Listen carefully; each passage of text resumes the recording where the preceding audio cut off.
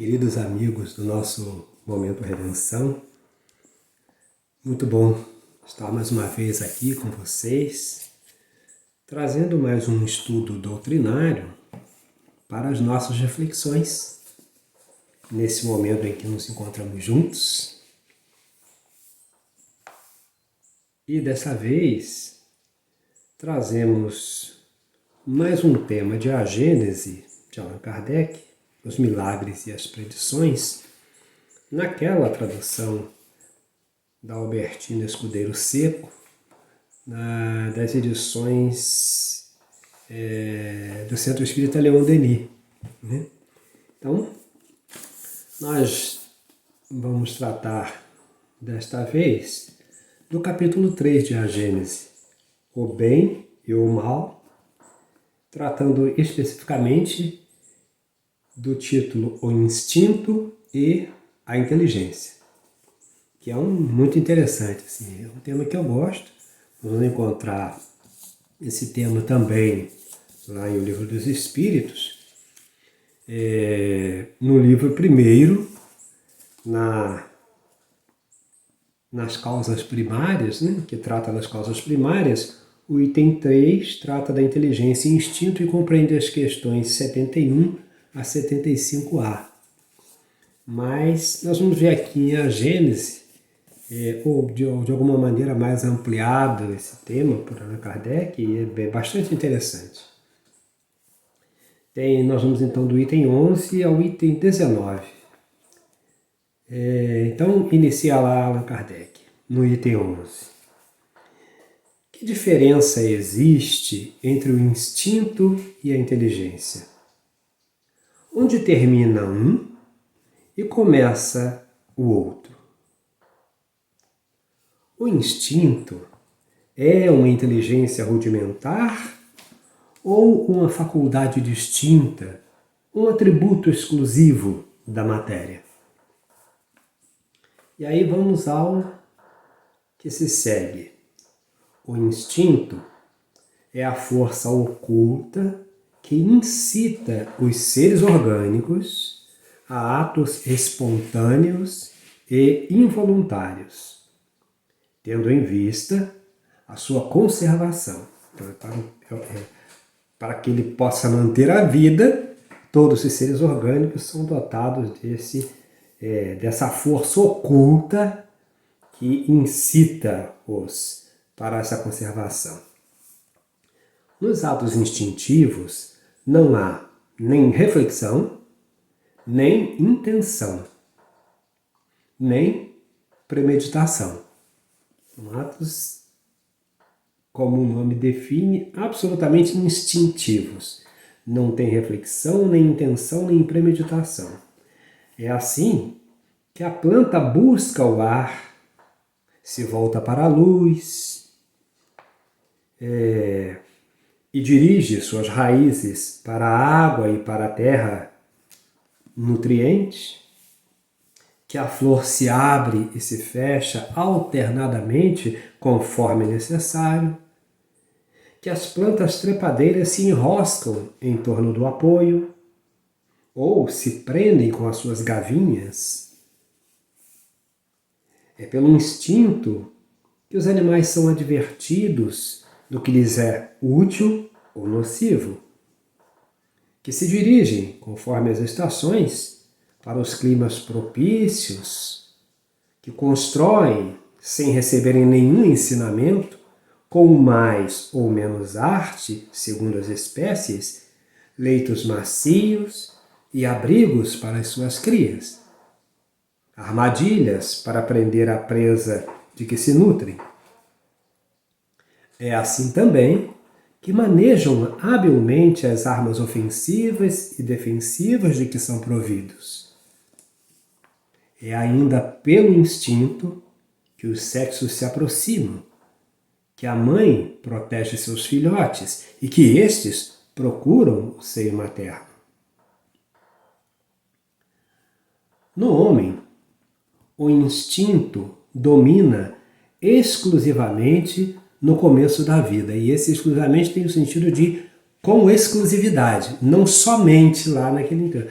Depois ele continua de alguma sorte presente na nossa vivência, né? Na vivência humana, mas no homem o instinto domina exclusivamente no começo da vida. Só ele comanda. É por instinto que a criança faz seus primeiros movimentos, que agarra seu alimento, que grita para exprimir as suas necessidades, que imita o som da voz, que tenta falar e andar. No próprio adulto, certos atos são instintivos, como os movimentos espontâneos para evitar um risco, para fugir a um perigo, para manter o equilíbrio ou ainda o piscar das pálpebras, para regular o brilho da luz, o abrir automático da boca para respirar, etc. E o item 12. A inteligência se revela por atos voluntários, refletidos, premeditados e calculados, segundo a oportunidade das circunstâncias. É incontestavelmente um atributo exclusivo da alma. Isso é fundamental. Todo ato maquinal é instintivo. Aquele que denota reflexão e intenção é inteligente. Um, que é o instintivo, é livre. O outro não é, porque depende do raciocínio, depende da vontade. O instinto é um guia mais seguro. O instinto é um guia seguro que não se engana jamais. A inteligência, só porque é livre, está, por vezes, sujeita ao erro. Né? E às vezes até o instinto dá uma avisada, mas assim, a inteligência livre se sujeita ao erro porque não é bem assim, não, essa pessoa não faria isso contra mim, ou não, eu vou passar bem, isso é bobagem.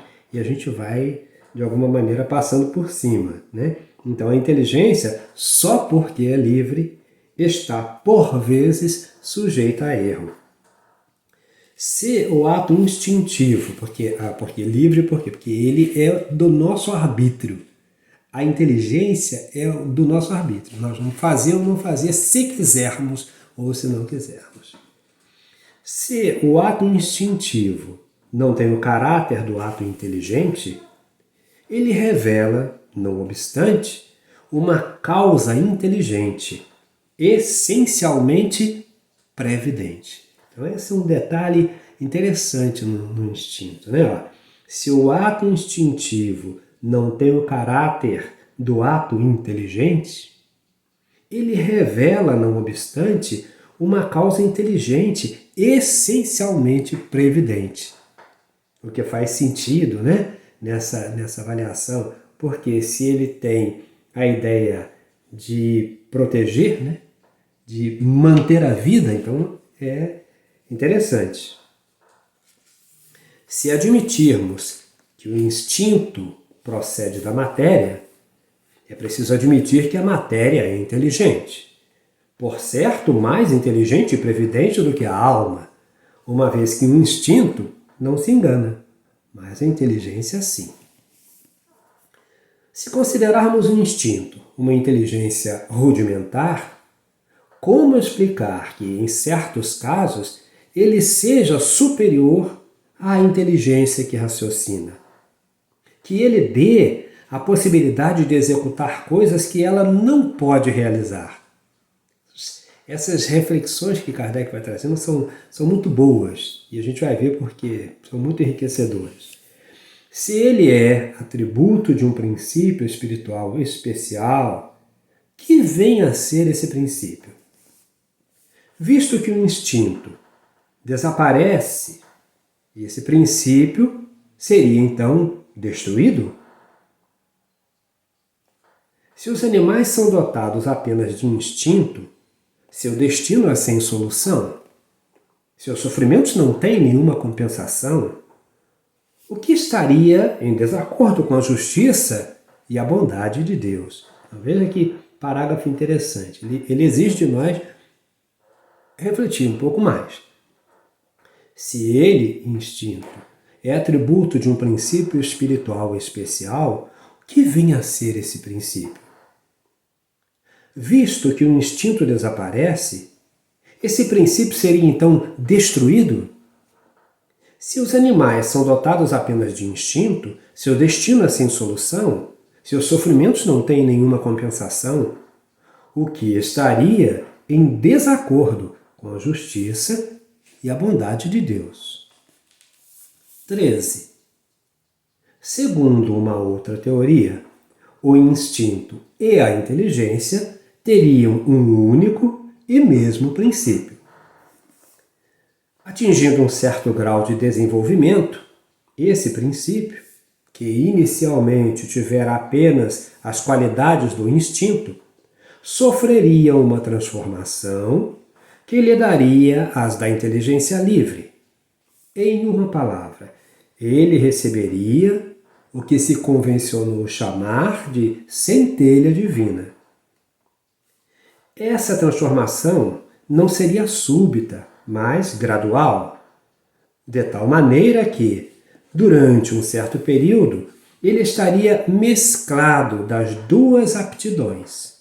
A primeira diminuindo à medida que a segunda aumentasse, ou seja, o instinto diminuindo à medida em que a inteligência aumentasse. 14. Enfim, uma última hipótese que, em suma, se alia perfeitamente à ideia de unidade de princípio, como vimos anteriormente no item 13, ressalta do caráter essencialmente previdente, eu vou reler para a gente... Enfim, uma última hipótese que, em suma, se alia perfeitamente à ideia da unidade de princípio, ressalta do caráter essencialmente previdente do instinto e está de acordo com o que o Espiritismo nos ensina no tocante às relações do mundo espiritual com o mundo corpóreo. Sabe-se agora que espíritos desencarnados têm por missão velar pelos encarnados, dos quais são os protetores e os guias, que eles os envolvem com seus eflúvios fluídicos e que o homem muitas vezes age de uma maneira inconsciente sob a ação desses eflúvios. Sabe-se, além disso, que o instinto, que por si mesmo produz atos inconscientes, predomina nas crianças e, em geral, nos seres em que a razão é fraca. Ora, de acordo com esta hipótese, o instinto não seria um atributo nem da alma, nem da matéria.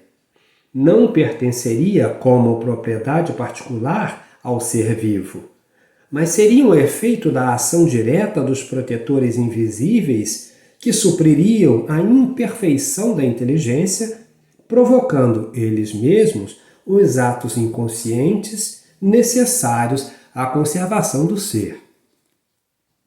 Seria como a andadeira, com a ajuda da qual se sustenta a criança que ainda não sabe andar.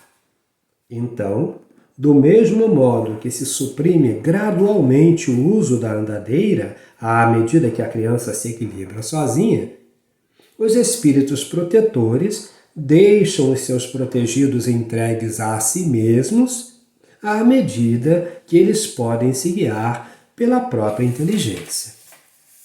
Assim, o instinto, longe de ser o produto de uma inteligência rudimentar e incompleta, seria a ação de uma inteligência estranha na plenitude da sua força, suprindo a insuficiência, quer de uma inteligência mais jovem, compelindo-a a fazer inconscientemente para o seu bem o que ainda é incapaz de fazer por si mesma, quer de uma inteligência madura, porém momentaneamente tolhida no uso de suas faculdades, assim como acontece com o homem na infância e nos casos de idiotia e de afecções mentais. Diz-se proverbialmente que há um Deus para as crianças, os loucos e os ébrios. Esse ditado é mais verdadeiro do que se supõe. Esse Deus não é outro senão o Espírito protetor que vela pelo ser incapaz de se proteger com o uso da sua própria razão. Item 15. Pode-se ir mais longe nesta ordem de ideias. Por mais racional que seja, essa teoria, dita acima, não resolve todas as dificuldades da questão. Para averiguar as causas, é preciso estudar os efeitos e, da natureza dos efeitos, pode-se deduzir a natureza da causa. Se observarmos os efeitos do instinto, notaremos, em primeiro lugar, uma unidade de vistas e de conjunto, uma precisão nos resultados que não existem mais desde que o instinto é substituído pela inteligência livre. Por outro lado, reconheceremos uma profunda sabedoria na adequação tão perfeita e tão constante das faculdades instintivas às necessidades de cada espécie. E, atenção, a partir desse item 15, para a gente ir completando esse quadro que Kardec começa esboçando, trazendo as duas primeiras teorias, as três primeiras teorias e tal, e essa que está na 14ª ele já refuta de alguma maneira aqui no finalzinho dela mesma, e logo no início da 15, quando ele diz que essa teoria não resolve todas as dificuldades. E aí nós vimos seguindo aqui na teoria a partir do item 15, onde ele vai lembrar que por outro lado, reconheceremos uma profunda sabedoria na adequação tão perfeita e tão constante das faculdades instintivas às necessidades de cada espécie. Essa uniformidade não poderia existir sem a unidade de pensamentos e, por conseguinte, com a multiplicidade das causas ativas. Ora, em consequência do progresso que as inteligências individuais realizam incessantemente, há entre elas uma diversidade de aptidões e de vontades incompatível com esse conjunto tão perfeitamente harmonioso que se produz desde a origem dos tempos e em todas as regiões, com uma regularidade e uma precisão matemáticas sem jamais apresentar defeito.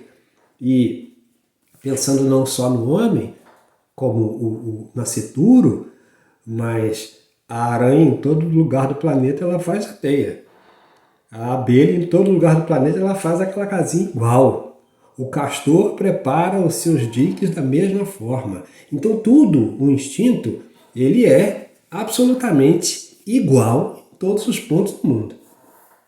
Então é disso que Kardec está falando. Desde a origem dos tempos, todas as regiões, com uma regularidade e uma precisão matemática, sem jamais apresentar defeitos.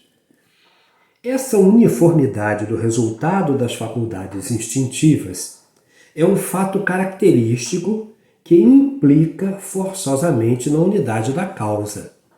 Porque Kardec propõe lá que a gente vai ver os efeitos, e dos efeitos a gente vai remontar então às causas, não é isso?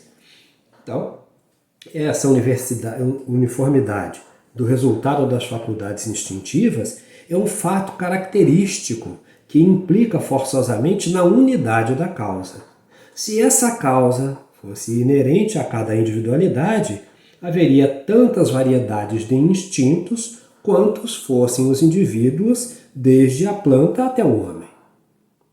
Um efeito geral, uniforme e constante, essa é uma constatação, deve ter uma causa geral, uniforme e constante.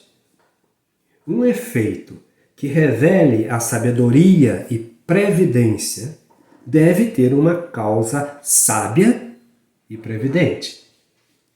Ora, uma causa sábia e previdente, sendo necessariamente inteligente, não pode ser exclusivamente material. Não se encontrando nas criaturas encarnadas ou desencarnadas as qualidades necessárias para produzir tal resultado, é preciso ir mais alto, isto é, ao próprio Criador. Se nos reportarmos à explicação que foi dada sobre a maneira pela qual se pode conceber a ação providencial, e essa ação providencial, aqui no capítulo 2 de A Gênesis, tratada a partir do item 25, nós vamos encontrar, e trabalhamos com ela um dia desses para uma das nossas exposições, e vale a pena, é necessário que os senhores então vão até esse item da ação providencial para melhor compreensão de uma série de fatores, de uma série de situações da nossa vida. Então ele diz, olha, pela qual pode conceber a ação providencial, no capítulo 2 aqui da Gênesis, no item 25, sem imaginarmos todos os seres penetrados do fluido divino, soberanamente inteligente, compreenderemos a sabedoria previdente e a uniformidade que presidem todos os movimentos instintivos para o bem de cada indivíduo. Essa solicitude é tanto mais ativa quanto menos recursos o indivíduo possui em si mesmo e na sua inteligência. Eis porque ela se mostra maior e mais absoluta nos animais e nos seres inferiores que no homem. De acordo com essa teoria, compreende-se que o instinto seja um guia sempre seguro. O instinto materno, o mais nobre de todos, que o materialismo rebaixa ao nível das forças atrativas da matéria, existe realçado e enobrecido. Em razão das suas consequências, ele não poderia ser entregue às eventualidades caprichosas da inteligência e do livre-arbítrio. Por intermédio da mãe, o próprio Deus vela pelas suas criaturas que nascem. Item 16. Essa teoria não anula absolutamente o papel dos espíritos protetores, cujo concurso é um fato observado e comprovado pela experiência. Entretanto, deve-se notar que a ação desses espíritos é essencialmente individual, que ela se modifica segundo as qualidades próprias do protetor e do protegido e que, em parte alguma, ela tem a uniformidade e a generalidade do instinto. Deus, em sua sabedoria, conduz Ele mesmo os cegos. Porém, confia a inteligências livres o cuidado de conduzir os que veem com clareza, para deixar a cada um a responsabilidade pelos seus atos. Vamos aqui corrigir, porque pareceu vir de vir, né? Não é? Deus, em sua sabedoria, conduz Ele mesmo os cegos, porém confia a inteligências livres o cuidado de conduzir os que veem com clareza, para deixar a cada um a responsabilidade pelos seus atos. A missão dos espíritos protetores é um dever que eles aceitam voluntariamente e um meio de se adiantarem segundo a forma pela qual a desempenhem. Item 17. Todas essas maneiras de encarar um instinto são necessariamente hipotéticas e nenhuma tem uma característica suficiente de autenticidade para ser tida como a solução definitiva. A questão, por certo, será resolvida um dia, quando estiverem reunidos os elementos de observação que ainda faltam. E aí nós vamos observando a tranquilidade e a serenidade do Sr. Allan Kardec em não vaticinar nada como verdade absoluta, porque depende de confirmações do tempo, da observação mais acurada com aparelhos específicos, a tecnologia avançando para chegar e possibilitar essa acuidade nessa observação mais acendrada. A questão, por certo, será resolvida um dia, quando estiverem reunidos os elementos de observação que ainda faltam. Até lá, é preciso nos limitarmos a submeter as diversas opiniões ao cadinho da razão e da lógica e esperar que a luz se faça. A solução que mais se aproxima da verdade será, com certeza, a que melhor corresponda aos atributos de Deus, isto é, a soberana bondade e a soberana justiça. Capítulo 2, item 19. Então, é novamente Kardec chamando a atenção que olha que beleza de finalização neste item 17. A solução que mais se aproxima da verdade será, com certeza, a que melhor corresponda aos atributos de Deus, isto é, a soberana bondade e a soberana justiça. Nós vamos ter que encontrar os meios, e aquela que vai vencer é aquela que trouxer esse característico fundamental. 18. Como o instinto é o guia e as paixões são as impulsoras da alma no período inicial do seu desenvolvimento, por vezes, instinto e paixões se confundem com seus efeitos, sobretudo na linguagem humana, que nem sempre se presta suficientemente à expressão de todas as nuances. Há, contudo, entre esses dois princípios, diferenças que é essencial considerar. O instinto é um guia seguro, sempre bom. Em determinado tempo, ele pode se tornar inútil, porém, jamais nocivo. Ele se enfraquece com a predominância da inteligência. As paixões, nas primeiras idades da alma, têm em comum com o instinto o fato de as criaturas serem induzidas a elas por uma força igualmente inconsciente. As paixões nascem mais particularmente das necessidades do corpo e dependem do organismo mais do que do instinto.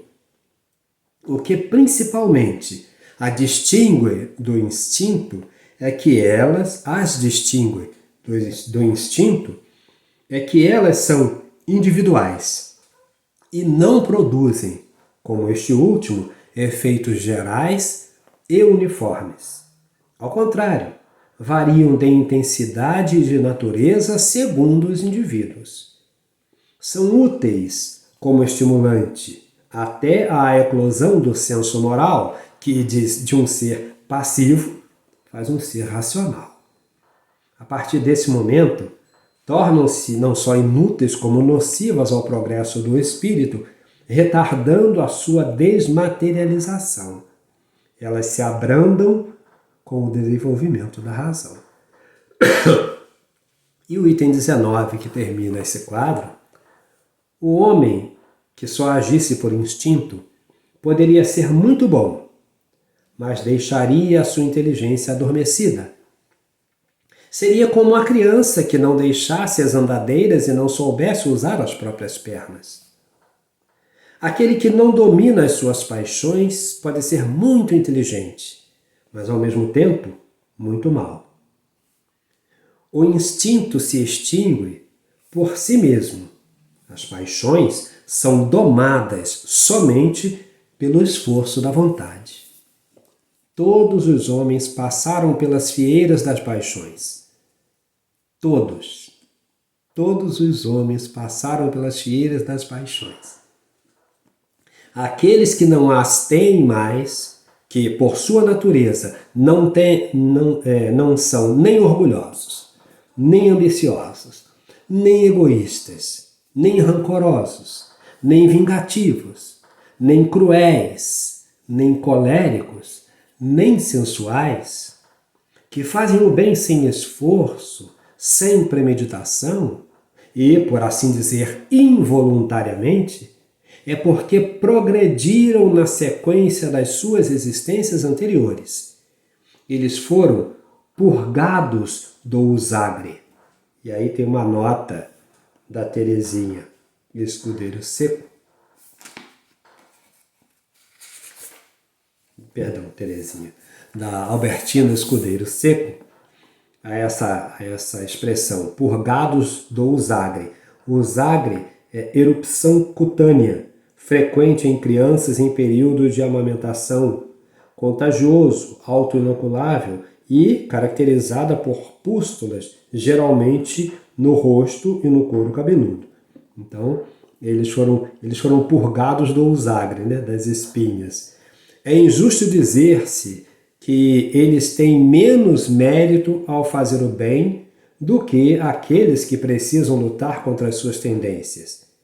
É que estes já alcançaram a vitória e os outros ainda não. Mas, quando a alcançarem, eles serão iguais aos primeiros. Farão o bem sem pensar nele, como as crianças que leem corretamente sem terem a necessidade de soletrar. São como dois doentes dos quais um está curado e pleno de forças, enquanto que o outro está convalescente e cambaleia ao caminho. São, enfim, como dois corredores, dos quais um está mais perto do ponto de chegada que o outro. Então, é isso, amigos. Pensar o instinto e a inteligência. Recorramos, então, ao capítulo 3 de A Gênese, o bem e o mal.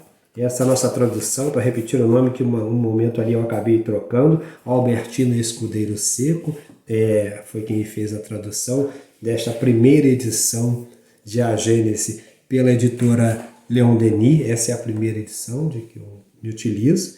Então, vou lembrar instinto e inteligência, ou inteligência e instinto. Em que isso implica para a nossa vida? Vale a pena chegar até lá e depois verificar lá no capítulo 2 a providência, que é muito interessante, um capítulo muito rico e vale a pena. Então, que Jesus nos abençoe, que a paz dele esteja presente nos corações de todos nós, que a luz de Jesus vija com muito vício, com muita intensidade na intimidade de todos nós. Graças a Deus.